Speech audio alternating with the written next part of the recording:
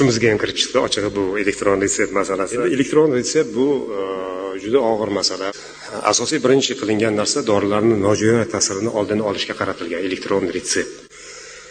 2025-yilda o'zida 24 mingta holatda, shu jumladan 741 ta holatda Toshkent shahrida dori vositalarini maqsadsiz o'zbo'larchilik, vrachni tavsiyasiz qabul qilish natijasida 24 mingdan oshiq murojaat bo'lgan tez tibbiy yordamga, tibbiyot xodimlariga.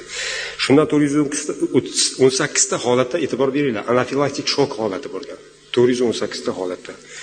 7017 ta holatda doridan zaharlanish tashxisi qo'yilgan. Shok holatigacha bormagan zaharlanish. Ikkinchisi, men aytishim kerak, o'z joniga suiqasd qilish holatlari ham bu juda ham muhim masala. Aynan Respublika shoshilinch tibbiy yordam ilmiy markazi, xalq tilida 16-gorbanitsa deyishadi. Mana shu yilda joriy hisobot davrida 2,5 mingta bemor murojaat qilib, shundan 1,5 mingta bemor o'z joniga suiqasd qilish maqsadida aynan dori vositasini ichish bilan aniq. Qayerdan oldi dorini? Vrach tavsiya bermagan bo'lsa, boshqa qilmagan bo'lsa, qayerdan oldi? Ya'ni tartibsizlik natijasida. To'g'ri kelgan aptekadan borsangiz sotib tushadi.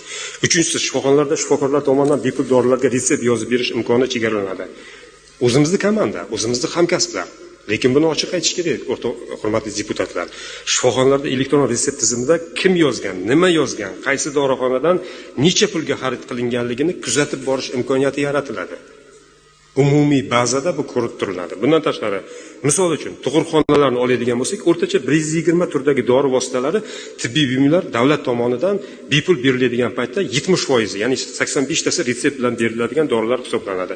Bungacha shifoxonada mavjud bo'lgan dori mavjud o'zi byudjet tomonidan ta'minlangan, lekin shifokorlar tomonidan bemorlarga hech qanday to'siqsiz shifoxonada mavjud bo'lgan kafolatlangan paketdagi dori vosita ham yozib berish holatlari bo'lgan. To'rtinchisi, shifokor va farmatsevtika kompaniyalari o'rtasidagi korrupsiyaga barham beriladi.